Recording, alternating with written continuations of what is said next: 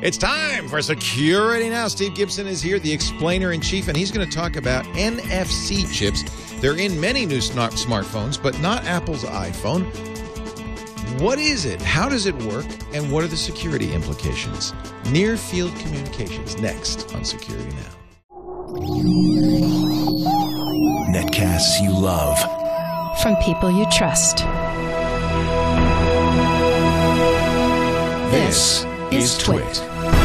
Audio bandwidth for Security Now is provided by the new Winamp for Android, featuring wireless sync and one-click iTunes import. Now with free daily music downloads and full-length CD listening parties. Download it for free at winamp.com/Android. Video bandwidth for Security Now is provided by CacheFly at CacheFly.com.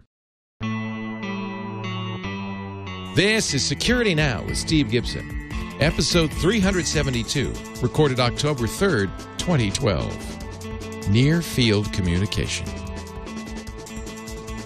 Security Now is brought to you by Carbonite Online Backup. Automatic, continuous, unlimited backup for your computer files, just $59 a year. Try it free at Carbonite.com and use the offer code SecurityNow to get 2 bonus months with purchase.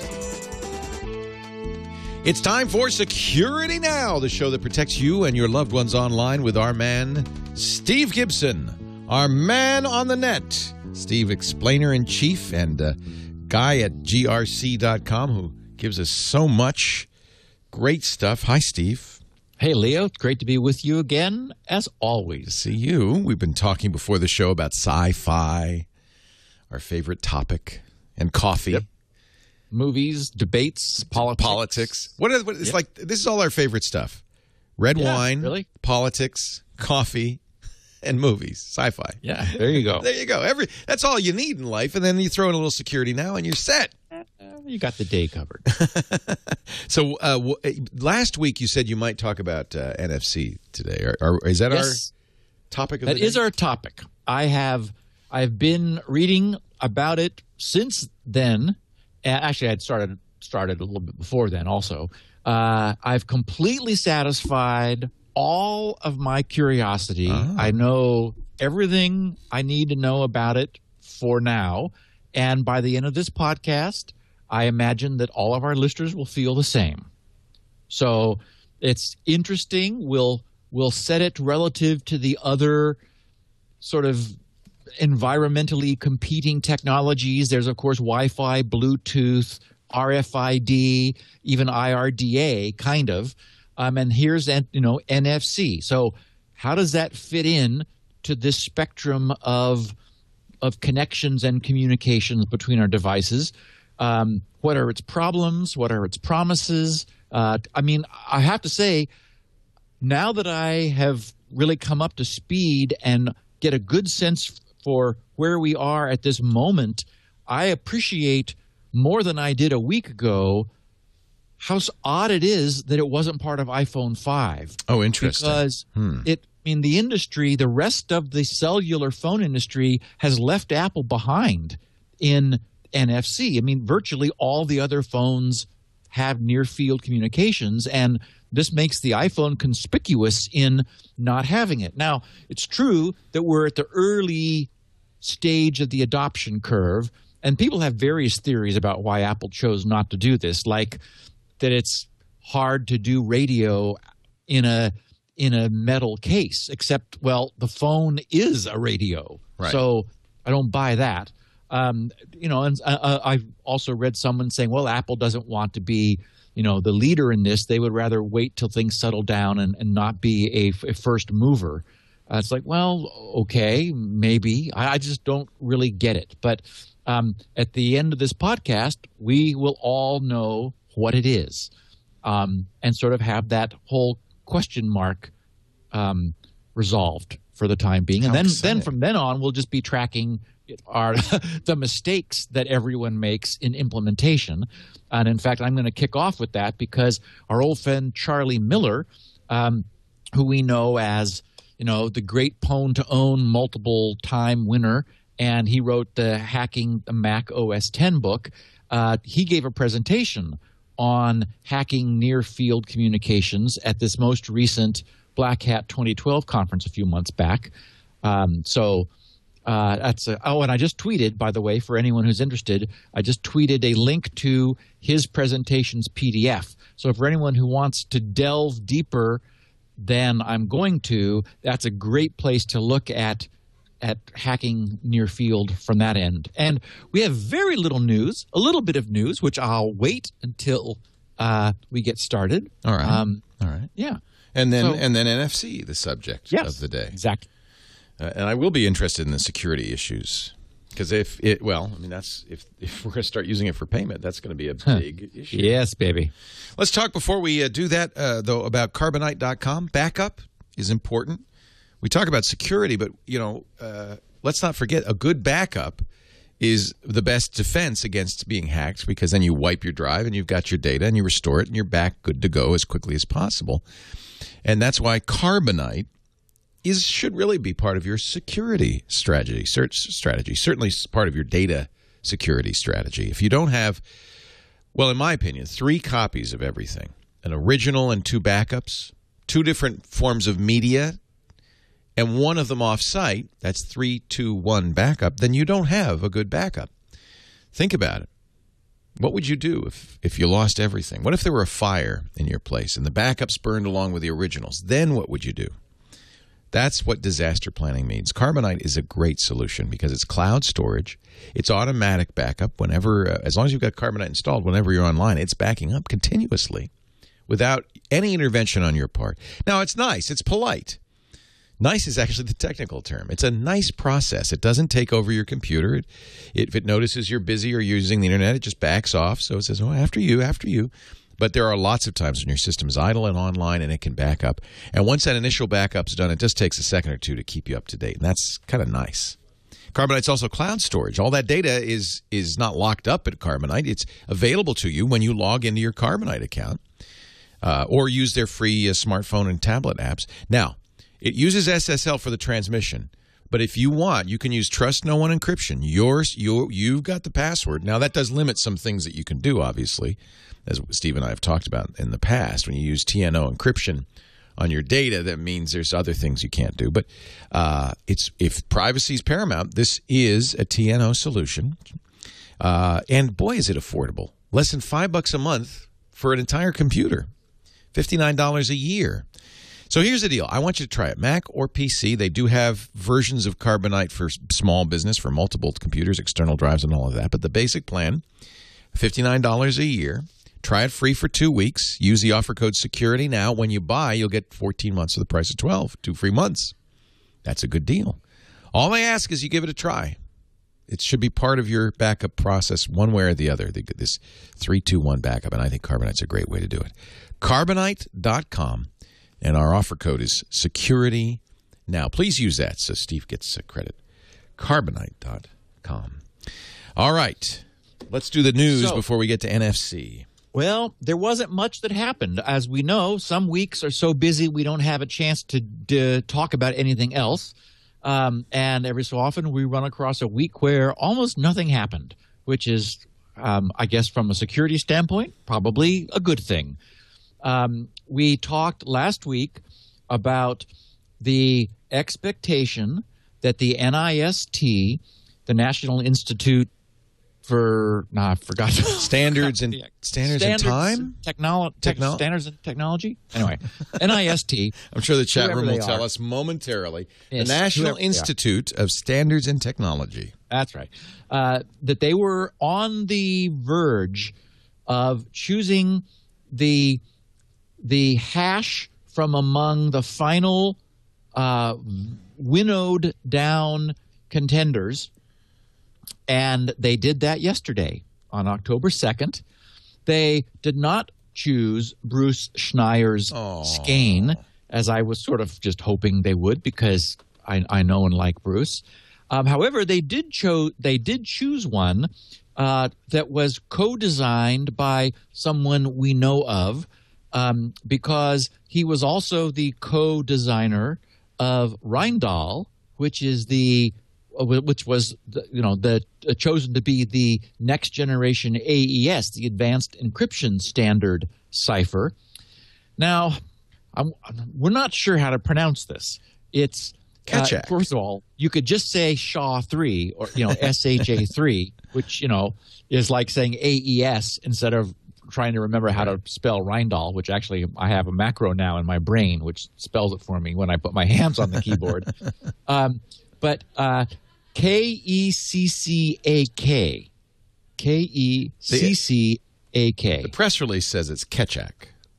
Or Ketchak. And Ketchak. that's what I've seen is catch, C-A-T-C-H, phonetically again, C-A-T-C-H, and then A-C-K, Ketchak, which looks good enough to me.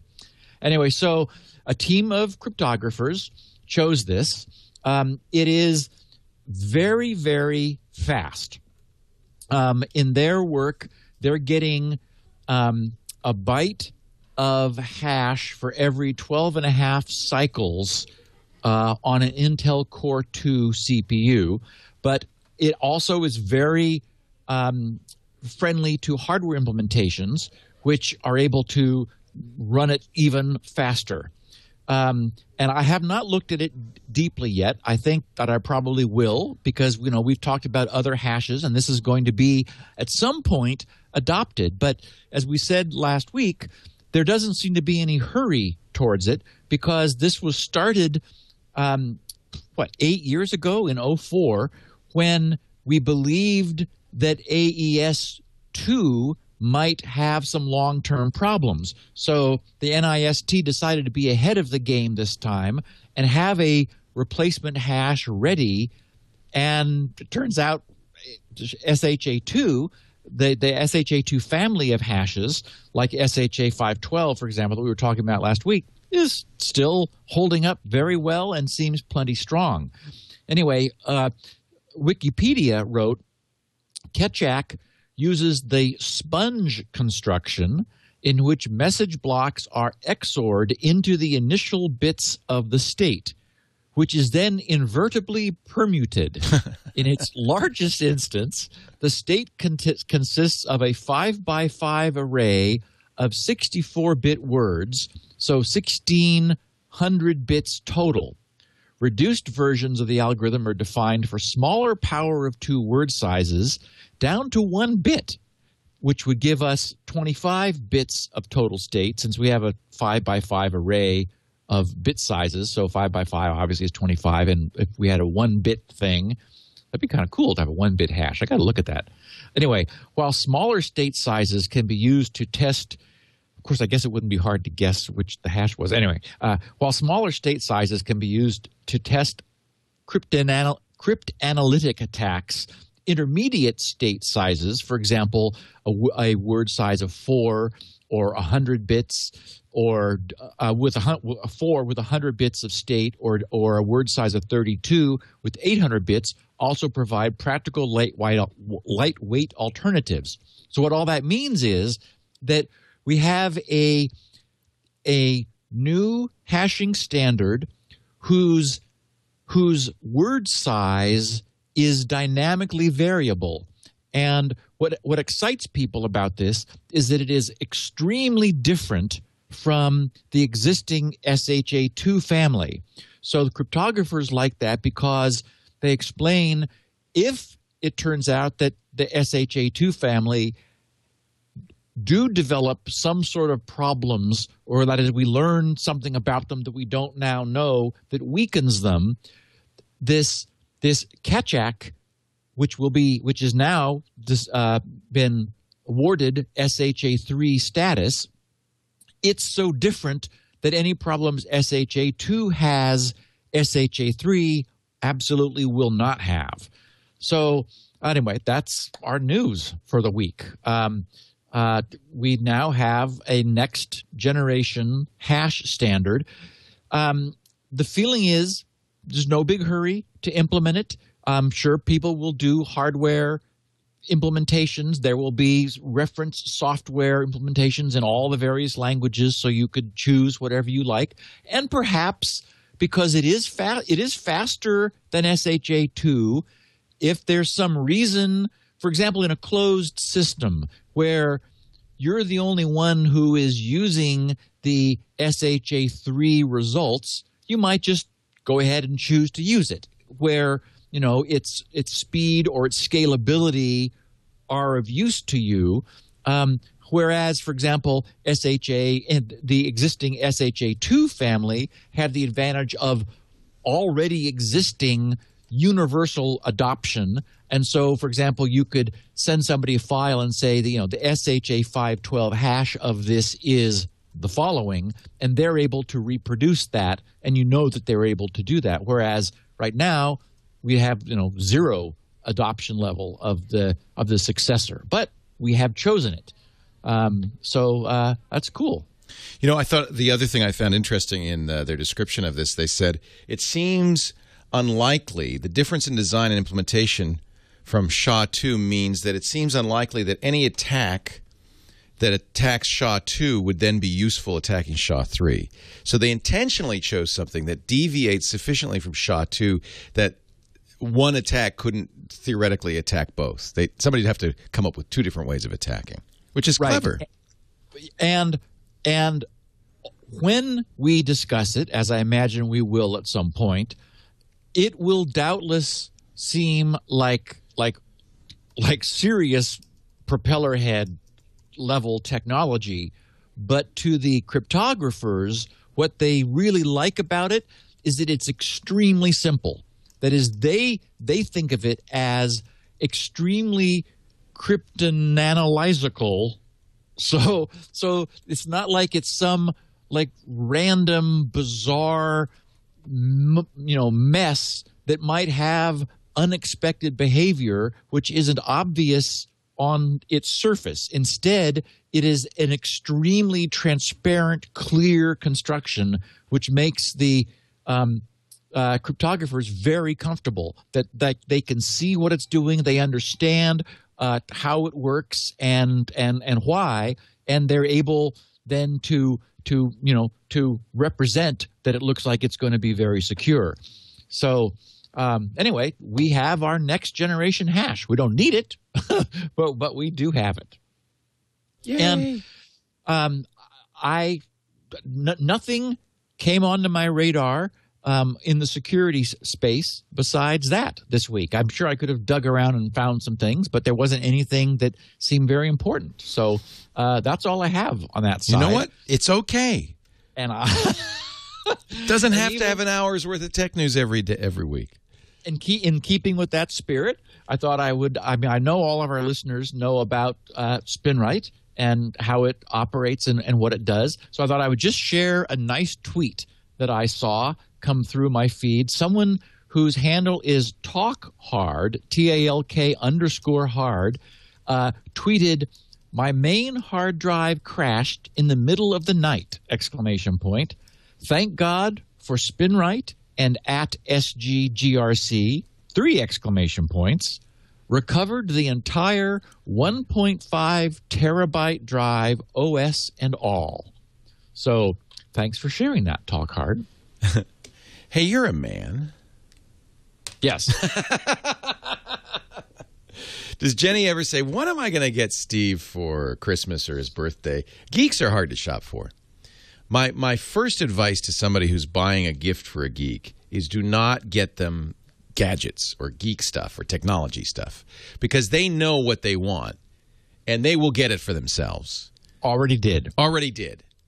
So, and you just, it's only a loser, you know? It's just a loser.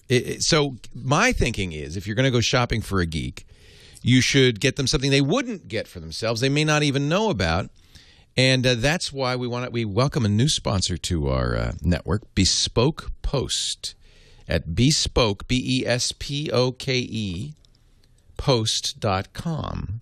It is a subscription gift service, although you could also buy one at a time. Thank God it's not a sweater. I have so many sweaters. No, you'll love this. It's not a sweater.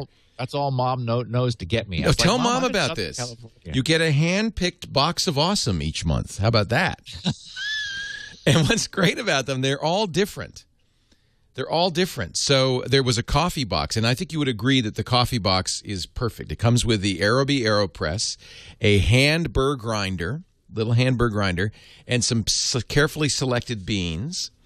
And so this is a way to introduce the gentleman in your life to something extraordinary in terms of coffee. Sometimes it's socks and shoes. Sometimes it's, well, look what they sent me a box. In fact, I'm going to start getting these boxes, so I'll share them with you as they come. This is the Bespoke Post that came the other day, and it's really cool. This month, we bring you the lost art of the perfect shave. That's why I say it's a male thing. I guess some of these, of course, would be fine for women, but mostly it's really designed for men. This glorious male tradition, once passed down from father to son, has been overlooked. That's true. I didn't really teach my son, as I should have. Today, we start anew and pass it on to you. It comes with a shaving supplies. This is so cool. A badger hair shaving brush. It says it's the single most important item in your new routine. Look at this. Yeah. And that little Hair stand. shaving brush. Yeah. Isn't that sweet? Yeah. The combination of hot water mixing with cream on this perfectly bristled brush delivers a thick lather that's impossible to get with your fingers alone. I didn't even know this. See, I've been using shaving cream. What a fool. What a fool. And now a new morning ritual. After showering, rub a small amount of pre-shave oil onto your skin to smooth the razor glide. So it comes with a little bit of this pre-shave oil that smooths the glide. Then toss out your canned shaving goop. eShave's award-winning glycerin shave cream helps lubricate and hydrate your skin to avoid those dreaded razor bumps. Lightly wet your brush and apply a dime-sized dollop of cream. No need to use more. Oh, that smells good. Manly. Not, it's not perfumey. Lightly wet your brush. Apply dye. No need to use more. Skim the brush across your face and neck in up and down motions to gently exfoliate and lift your whiskers to their maximum length. Shave with the grain after you rinse your face with cold water to close your pores, pat dry, and apply the fine aftershave soother. Isn't this cool? It comes in a Macanudo box. I don't know if all of them come in Macanudo boxes, but that's kind of cool just by itself. No Macanudos inside because, well, cigar smoking is not a good way to endear yourself to the lovely ladies in your life, but I think it's kind of fun. If you're interested, visit bespokepost.com/twit. That's the website. $45 a box, but they have gift subscriptions for 1 month, 3 months, 6 months, $270 for half a year. 3 months is $135. Bespokepost.com/twit will get you 20% off your first box. So a new sponsor. I know. I thought this would be kind of fun. We always do the technology stuff. But what about a gift for a geek that's not technology? So you don't have to charge. Yeah. Nothing to plug in. And you can see what the different boxes are if you visit the website, Bespoke, BESPOKE, Post, POST.com, and then /twit to get the 20% off. Some cool stuff. Really cool. I just love this idea. Here's an I don't know. You'd have to be over 21 for February's box. It's called Alchemy, and it comes with some bullet bourbon, a little Angostura bitters, a citrus juicer, a little. Oh, this is cool. I want this one. Wow. Anyway, I thought it'd be kind of fun to have a new sponsor that does something a little bit different from what we're used to. All right. Now, let's talk about, I'm putting my box away. Let's talk about near-field communications. Okay, so probably the best way to introduce this is to summarize a bit of the dark side. I mentioned Charlie Miller at the top of the show. The title of his talk, which he gave at the recent Black Hat 2012 conference a few months back, was "Don't Stand So Close to Me." And now, I don't think this is what Sting was thinking about when he sang that song, but all right. Now, an analysis of the NFC attack surface.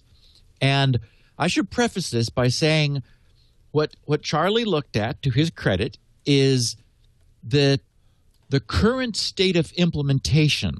So I'm largely going to talk about the technology of NFC, because that's where we are today. But there's nothing fundamentally insecure about NFC. As we have seen so many times, it's the way it was implemented which is the problem. Now, having said that, there's, as our listeners know, there's a fundamental tension, I guess maybe is the best way to put it, anytime you have radio, because you have, variations in distance. We've got, famous uses of Pringles potato chip cans to create focused beam Wi-Fi that allows much greater ranges than people were anticipating. So the idea of something wireless immediately creates some tension, which we need to do the right thing with.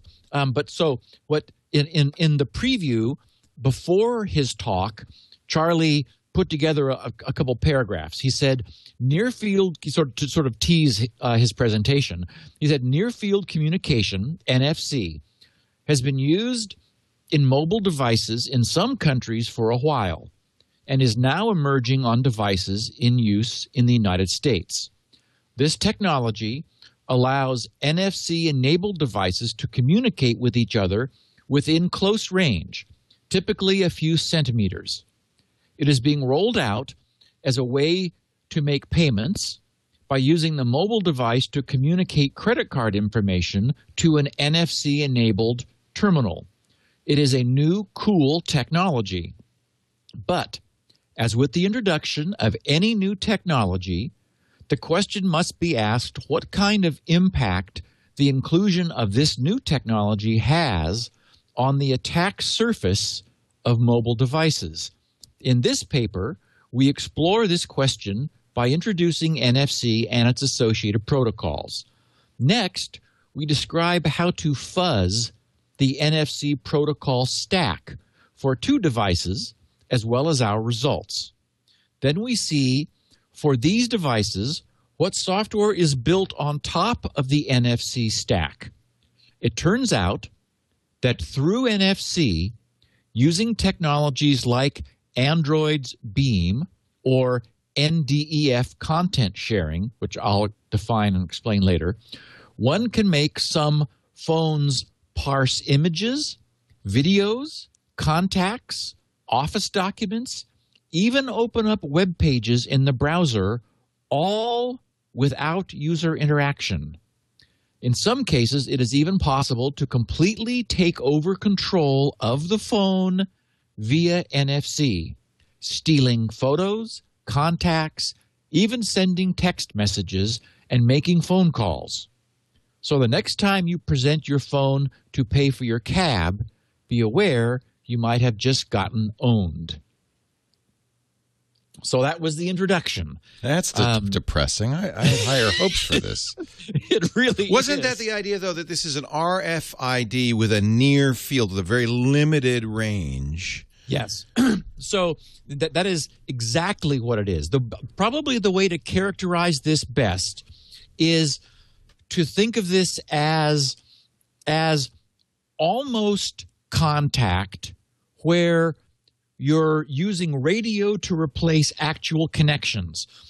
Probably many of us have seen, traditional smart cards where on the back side of the card, or sometimes on the front, there's a little sort of a pad of gold, excuse me, of gold contacts. And so you slide your card into a reader, and it comes into contact with those contacts on the card. Well, contacts are problematical in engineering terms. They're actually expensive. It's one of the reasons, for example, that we're seeing a movement towards serial devices rather than parallel devices. Original hard drives were, the so-called parallel ATA, the PATA. New drives are serial ATA, SATA, SATA, because even though parallel would allow you to move more data across channels in parallel, it turns out that our technology has gotten so fast that interconnection ends up being a greater problem than speed. And even the PCI bus is a serial bus rather than a largely parallel bus, as the original PC buses were. So this is a step, sort of one step further, to remove the electrical contacts from the interface and just do it over radio. And exactly as you said, Leo, RFID was the precursor technology for this kind of application space, yet NFC is deliberately designed for much shorter range. When I drive through the toll road transponder, I've got the little transponder in my window. That's an RFID transponder that is being read at a distance of, maybe 2 or 3 meters from my car windshield. And many people are familiar with those toll road style transponders. The range for near field is on the order of an inch, 2.54 centimeters. So that's like 2.5 centimeters is 1 inch. And even in Charlie's paper, he talks about having experimented with this. And in the real world, the maximum range is, he says, 2 to 3 centimeters. So that's right in this like 1 inch region. The term near field comes from the original expression of the way electromagnetic radiation radiates. The traditional radio that we're used to operates in what's called the far field.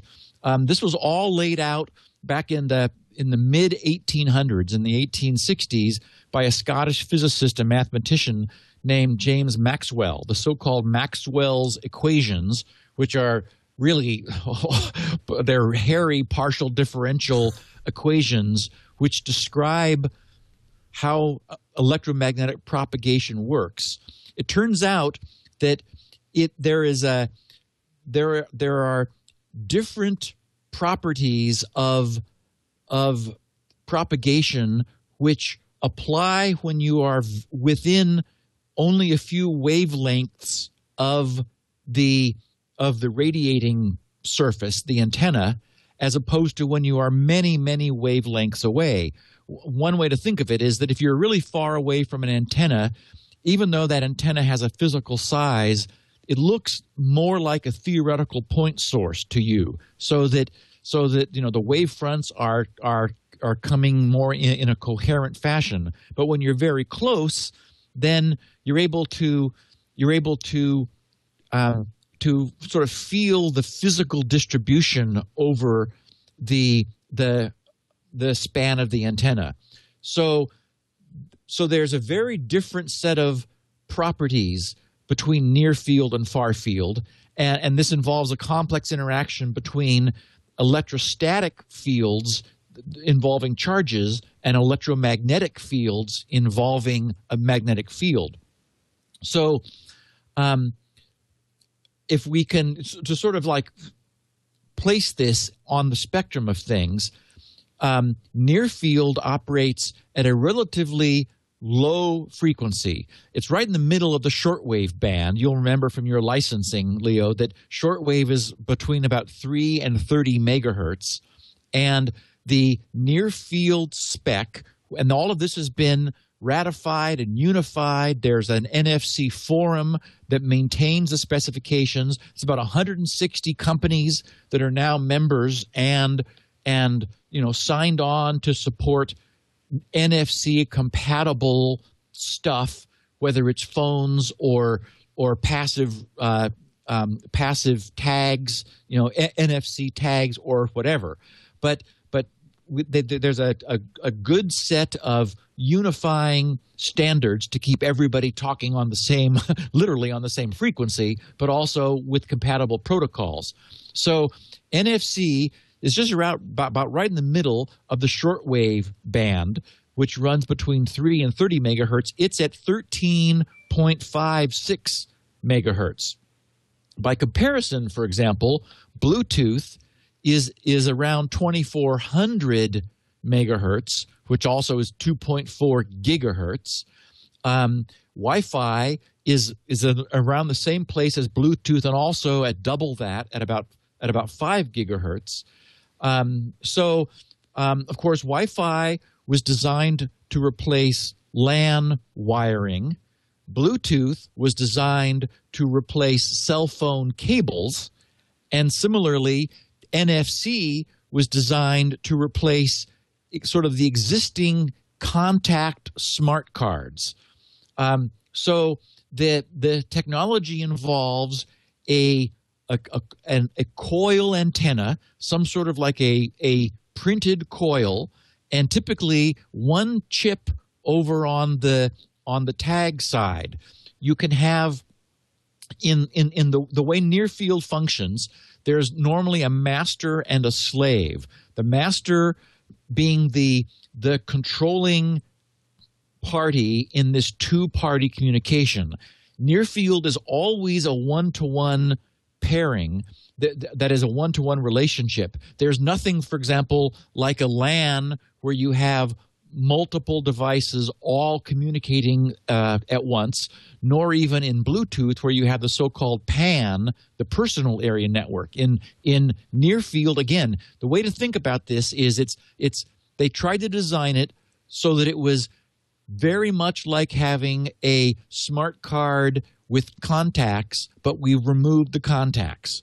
So everything about this is designed to be like, in physical proximity, but not an electrical connection. Instead, it's a short distance radiation connection. So, for example, they have this notion of they call them in the forum formally defined in the spec, they call it a smart poster, where at some point in the future, there may be a poster hanging up on a wall, and there will be the near field logo, which people over time will get to recognize, sort of a stylized end that looks a little bit like a lightning bolt. And that will be your cue that underneath that N on the poster is an NFC transponder. So it has no batteries. It just sits there waiting to receive power from someone's cell phone, typically. So you would essentially touch your cell phone to the poster. You don't actually have to physically touch it, but it's just sort of easier because you got to get about that close to it. And the field, the radiated field from the cell phone's near field master essentially powers up the chip in the transponder. And so this 13.56 megahertz frequency provides power to the chip. The chip then modulates the power in its coil to essentially put a load on the transmitter. So the transmitter can sense that it's being loaded down because its magnetic field has coupled with the magnetic field of the transponder in the poster. And by altering the load that the transponder puts on its own coil, the transmitter is able to sense that, and they're able to communicate. Communication can be bidirectional, and it can be simultaneous. And there is in the specification a means for dealing with collision. So if, for example, if there was, collision is not something you would encounter often because the distance of this whole system's operating is so short. But they do have collision avoidance approaches in cases where you had two transponders too close to each other. So the first mode of operation is that, where you have an energizer and a passive source of information, essentially. And when energized, the passive source of information, gives up what it's got, whatever it might be. And for example, in the case of a poster, in the so-called NFC poster spec, you receive a little burst of information, which actually moves at a pretty good rate. With a 13.56 megahertz carrier, the information is sent at 1/128th of that, which of course we know is 2 to the 7. So that's a nice power of 2, which means that the tag is able to clock its data slaved off of the receiving signal. So it's sort of a self-clocking format, which is good for making these tags passive and non-battery powered and very inexpensive. But for example, when it's energized, the tag actually comes up and is in an idle state, and then there's a command response protocol which has been defined. So this is all much more sophisticated, again, sort of next generation from what we have from the early RFID tags, which are much simpler and simply send back a static fixed serial number to identify themselves. Here, the tags are able to be field programmed. You can actually buy paper rolls of these things that are sticky on one side that have, for example, in one case, 144 bytes of non-volatile memory, which can be selectively made read-only so that you can put data into this through the field and then set write-only bits on all or a portion of this data, and then through a series of commands, you're able to later query the tag for its contents, but have no permission to modify it. So there's that first mode. Then there's also the mode where you have a device pretending to be a tag. That is, it might be an active device, which is not actually a passive tag, but it's pretending to be one. So the interaction is exactly the same as in the case where it actually was a passive tag. And then in the third instance, you actually have a peer-to-peer relationship where both devices are actively generating their own local, near RF field, and then they come into physical proximity with each other and are able to initiate a handshake and exchange data.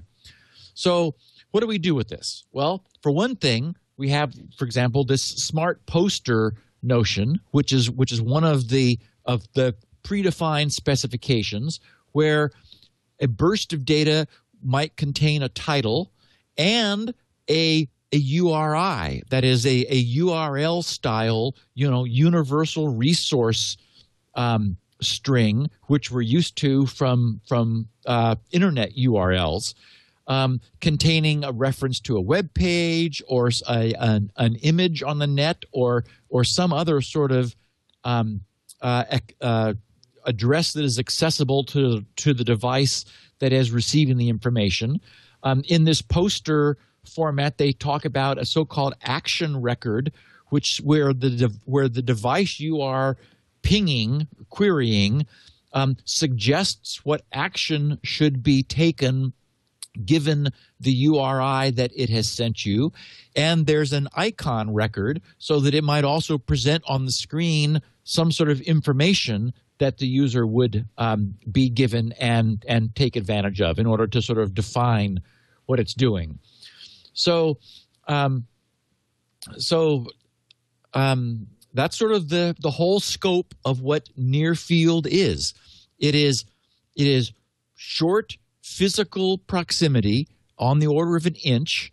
There have been some experiments where they have, beamed power at a tag that was further away and had the tag modulate their beamed field and receive it. So we have some of the problems that we've got with, anytime you remove electrical contact and switch to radio, you're making some assumptions about the radiated power of the thing that is powering the device and your ability to sense its loading down of your field. So, distance is somewhat fuzzy.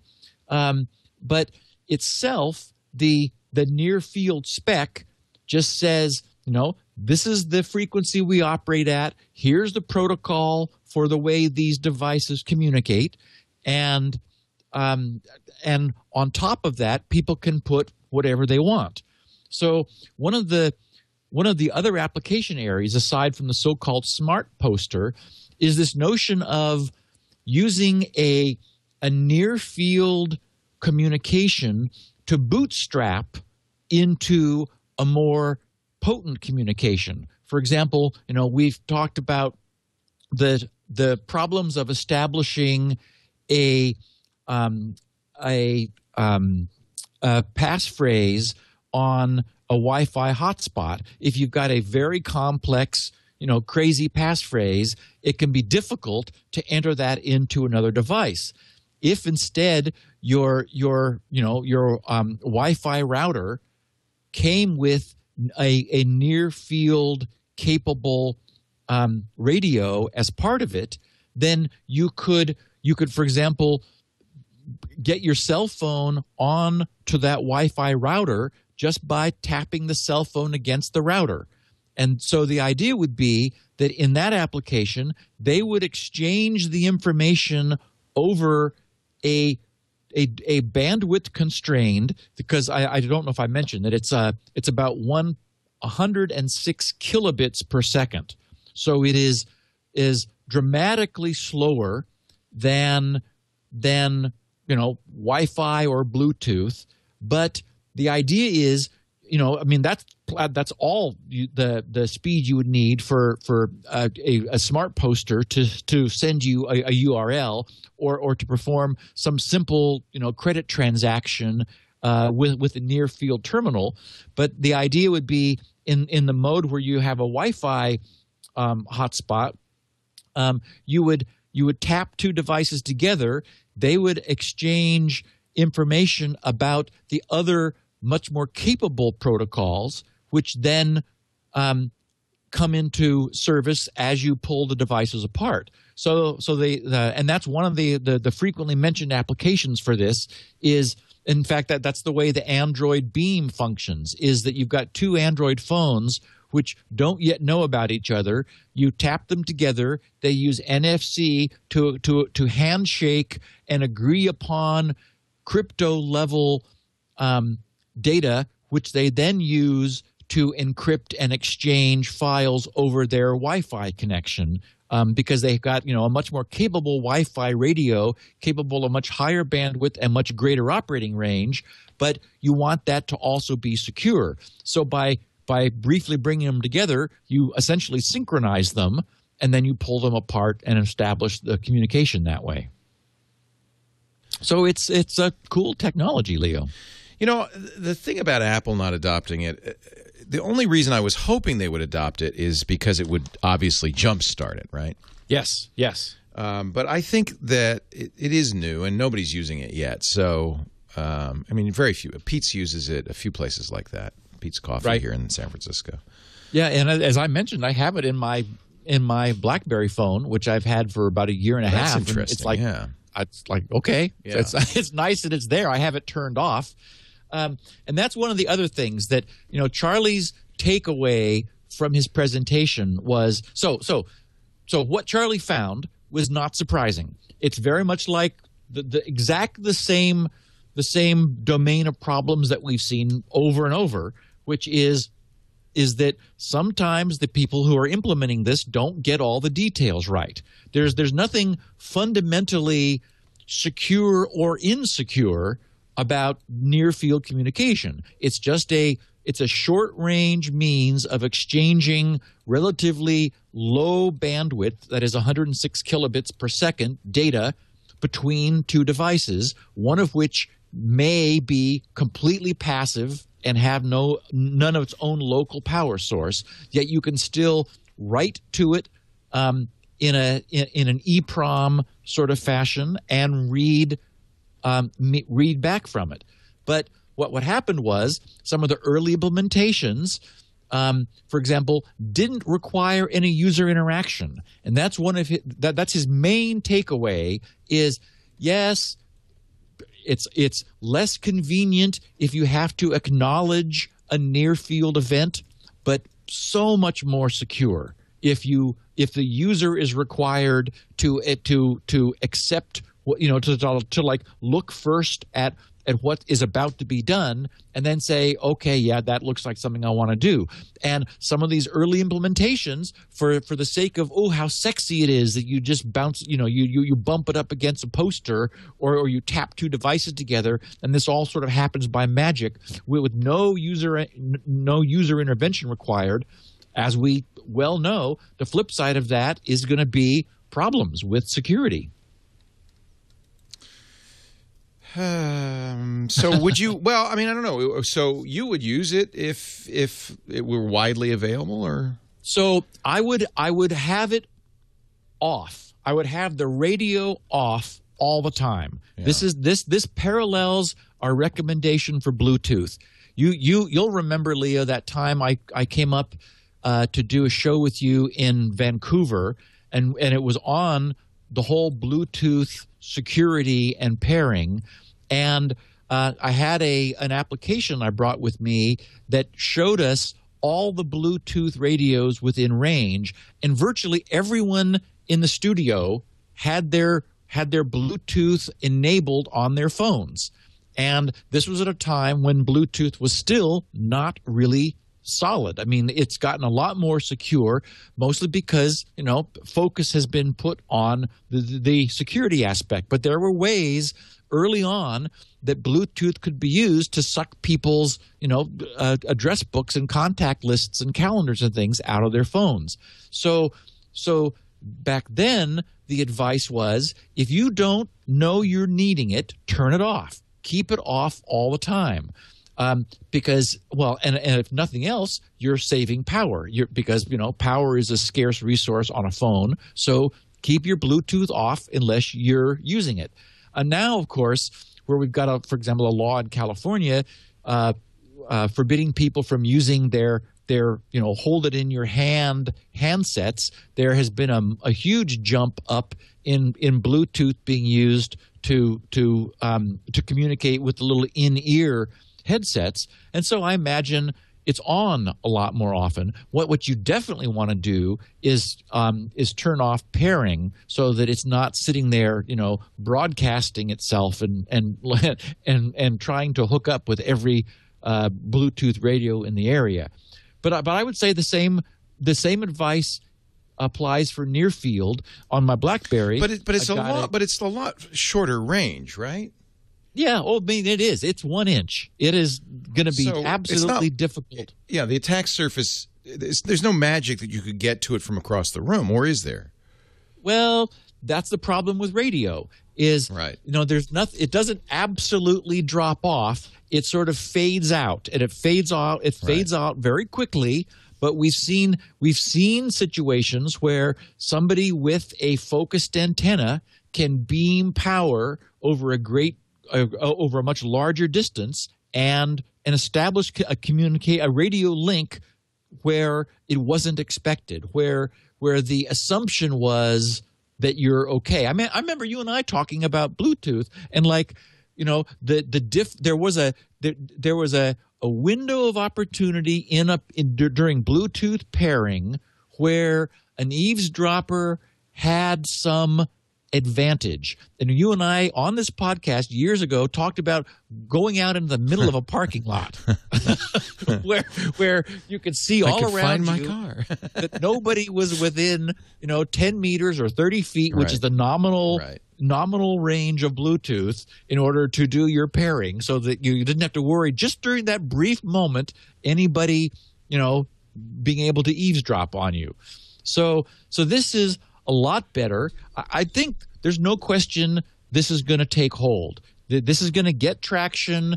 People are going to like it. Again, people like convenience, and so the convenience factor is going to drive this forward. It creeps me out just because and I'm sure it does some of our listeners, because we've seen over and over and over how many ways there are for these things to go wrong, and that when faced with a choice between security and convenience, initially the industry chooses convenience, and it's only after it gets burned a few times it backs off and says, oh, okay, man, I guess we maybe have to ask before we do that. So maybe Apple's wise to wait.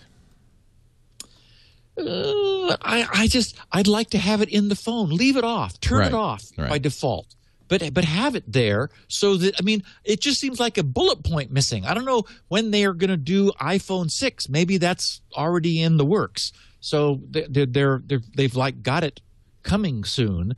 But boy, I mean, I think it's 40 million devices now have near field, and you know, all of the new smartphones do, except coming from Apple. Yeah. Yeah, certainly my Samsung Galaxy S3, the Galaxy Nexus have NFC. I'm surprised your BlackBerry does. Yeah. I wonder if do you know if the Nexus 7 does? I don't remember seeing it. I don't think it does. I don't think so. That's interesting because that's a tablet, not a phone. Right. But still, you know, I mean, HTC does not apparently put it in their One X. The new Lumia 920 will, I know, for the Windows Phone folks. So I don't know. I mean, that's a big number, but I think that it's not certainly far from universal. Nexus 7 does, according to Dideo in our chat room. There are some beginnings of security protocols. One of the things that I encountered when I was looking at this is that RFID had absolutely no provision for encryption, but NFC does. So we're not seeing it deployed yet. But for example, I can imagine a scenario where future laptops will have an NFC logo on their like front surface down by the touchpad in front of the keyboard, and you might authenticate by bringing your phone to your laptop briefly. Oh yeah, wouldn't that be neat? Which is not a difficult thing to do, and so we begin to get aspects of multi-factor authentication that way too. I mean, I think we're going to be seeing more of near field in the future. I'm sure this is not the last podcast we'll be discussing it. This will, unfortunately, any future podcasts will be probably talking about what went wrong rather than how it works. Right. NFC, the horror. That'll be some future date. Episode 472, perhaps. Consider it saying in the chat room that according to Wikipedia, the distance record for detecting Bluetooth is 1.78 kilometers. So for a 30-foot, nominally 30-foot. So you make the point exactly. That's, Of course, it has to do inductance, which is more difficult than just a radio. Yes, that is true. Because it is near field, the field falls off very quickly, and but so does RFID, right? RFID is an inductance-based system, and that works great. You go through a toll booth. I think it was 10 centimeters was the number I saw in the forum for their maximum theoretical range. And so what's that, about it's not far. 4.5 inches 22, or so?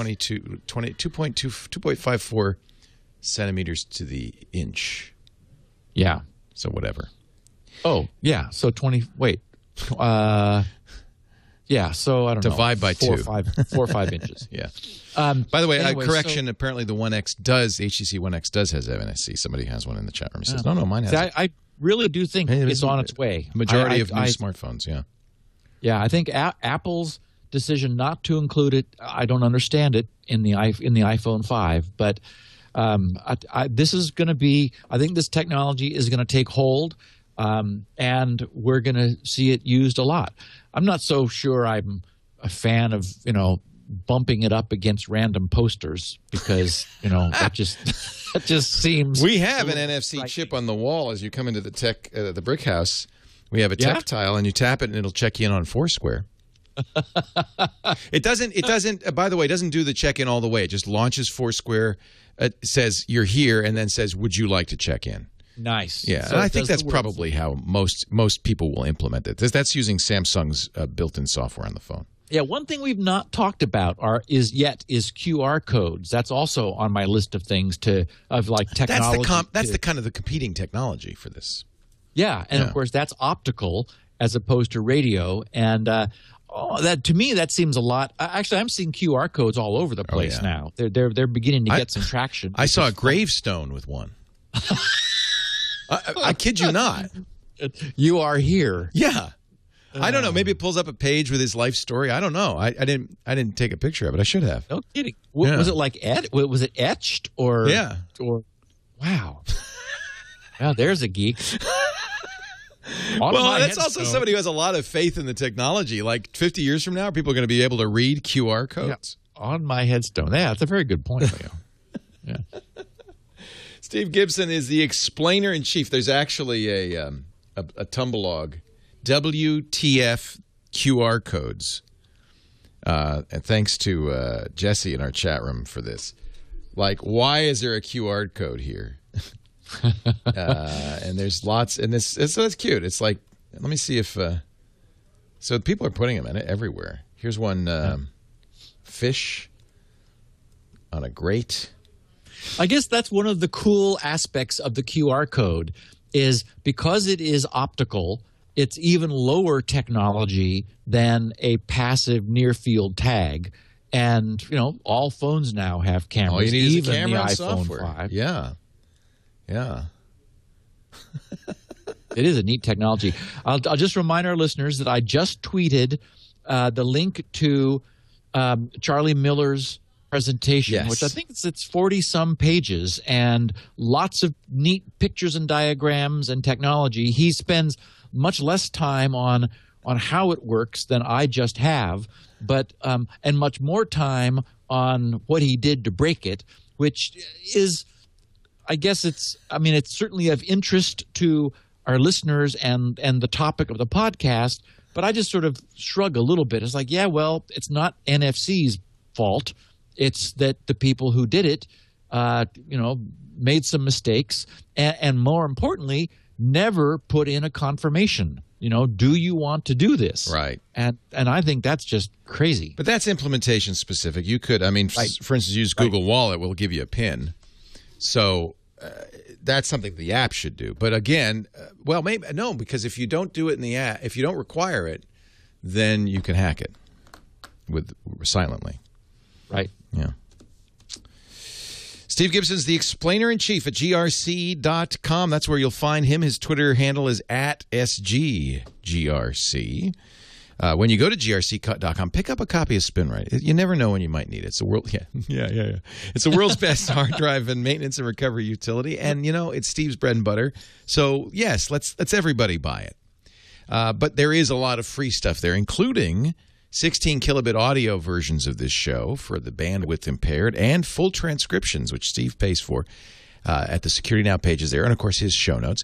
We also have show notes on our wiki, thanks to some guy whose name we can never remember, but I will find it out for next week. We also have full quality audio and video versions available on the TWiT page, twit.tv/SN. I'll also remind people that a side effect of Elaine's fantastic transcripts is the entire textual content of all 371, soon to be 372 podcasts are searchable.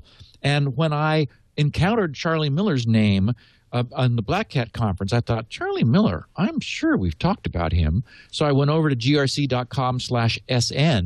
And in the search field, I put Charlie Miller, and bang, there was a complete chronology of all of our discussions of Charlie. So I was able to remind myself exactly what it was that Charlie had done in the past and why he was so familiar to us and our listeners. So it's very handy. If something comes up that you sort of think you remember hearing about, you can just go over and quickly find the references to it. It's really handy.